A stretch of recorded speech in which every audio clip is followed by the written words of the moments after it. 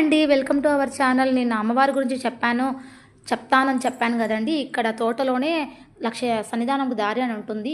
ఇది ఎలా వచ్చింది అనంటే, అనంతాళ్వార్ గారు ఉద్యానవనం అంతా పెంచి పూలమాలలన్నీ కట్టి స్వామికి సమర్పిస్తూ ఉండగా, స్వామివారు మళ్ళీ ఒకసారి ఆయన గారి భక్తుల్ని పరీక్షించదలచి రోజు రాత్రిపూట స్వామివారు, అమ్మవారు ఆ వనమంతా తిరుగుతూ పూలని తెంపి పడేసేవాళ్ళు.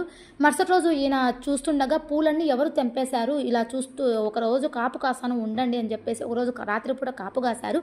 అప్పుడు మళ్ళీ దంపతులు ఇద్దరూ వస్తూ ఉండగా, మీరేనా ఈ పని చేస్తుండేది అని చెప్పేసి పట్టుకోబోయేవాడు.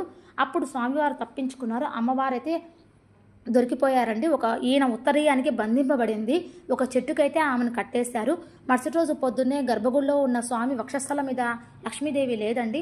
అప్పుడు అందరూ చూస్తూ ఉండగా స్వామి గొంతులో నుంచి, నా లక్ష్మీదేవి అనంత తోటలో బంధింపబడి ఉంది, వెళ్ళి తీసుకొని రాపోండి అని చెప్తారు. అప్పుడు ఆయన అందరూ కలిసి వెళ్ళి అనంత గలవర్తి చెప్పింటే, అమ్మ తల్లి, నేనా ఈ పని చేసిండేది, నా భక్తికి మెచ్చి నన్ను అనుగ్రహించావా తల్లి, ఎన్నో కోట్ల ఋషులు తపస్సు చేసినా కూడా ఈ అనుగ్రహించని నీవు నన్ను అనుగ్రహించావా అని చెప్పేసి తన కూతురిగా భావించి అన్ని సపర్యలు చేసి అలంకరించి ఒక పెద్ద పూలబుట్టలో ఆమెను కూర్చోబెట్టుకొని స్వామికైతే అర్పించండి. అలా ఇదేనండి ఆ చోటు, ఒక చెట్టుకు కట్టేసిన చోటు ఇదేనండి. ఇప్పుడు ఆ చెట్టు లేదు, ఇలా అరుగు మీద అమ్మవారిని పెట్టారండి. ఈ విషయం ఇక్కడ మంచిగా ధ్యానం చేసుకున్న కనకదార స్వామి చదువుకున్న చాలా మంచిదండి. నేను ఆ పని చేశానండి. నా ద్వారా విన్న మీరందరూ కూడా ఎప్పుడైనా ఒకసారి వెళ్ళినప్పుడు తప్పకుండా కొంచెం టైం కేటాయించి వెళ్ళి చూడండి, చాలా బాగుంటుంది.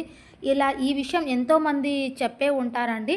నా ద్వారా కొంతమందికైనా తెలుస్తుందని ఈ చిన్ని ప్రయత్నం చేస్తున్నాను. ఆదరిస్తారని కోరుకుంటున్నాను. ఇక్కడ ఈ తోటలో ఒక అనంతాళ్వార్ గారి వారసులైతే ఉన్నారండి. వాళ్ళు 26వ తరం వాళ్ళంట. వాళ్ళను మేము చూసాము, వాళ్ళతో మేము మాట్లాడాము, వాళ్ళ ఆశీర్వాదం కూడా మేము తీసుకున్నామండి. వాళ్ళ మాటల్లో నేను చెప్తున్నాను, వాళ్ళు అనంతాళ్వార్ గారు స్వామికి గడ్డానికి గుణపం తగిలిచ్చారు అని చెప్పాను కదండి. ఆ గుణపం తగిలించిన రోజు కూడా ఇప్పటికీ గుర్తుపెట్టుకొని గుడి తరఫున ఉత్సవమూర్తులను అయితే తీసుకొని వచ్చి వాళ్ళ ఇంటికి తీసుకొని వచ్చి వాళ్ళకి ఉత్సవం అయితే చేస్తారంట. ఇలా మమ్మల్ని గుర్తుపెట్టుకొని గుడి నుంచి మాకు ఇలా చేస్తారమ్మా అని వాళ్ళు చెప్పి మాకు పొంగిపోయారండి. ఇప్పటికీ కూడా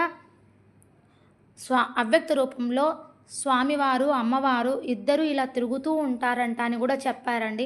ఈ విషయాలన్నీ వాళ్ళు చెప్తూ వాళ్ళు పొంగిపోయారు, విని మేము కూడా పొంగిపోయామండి.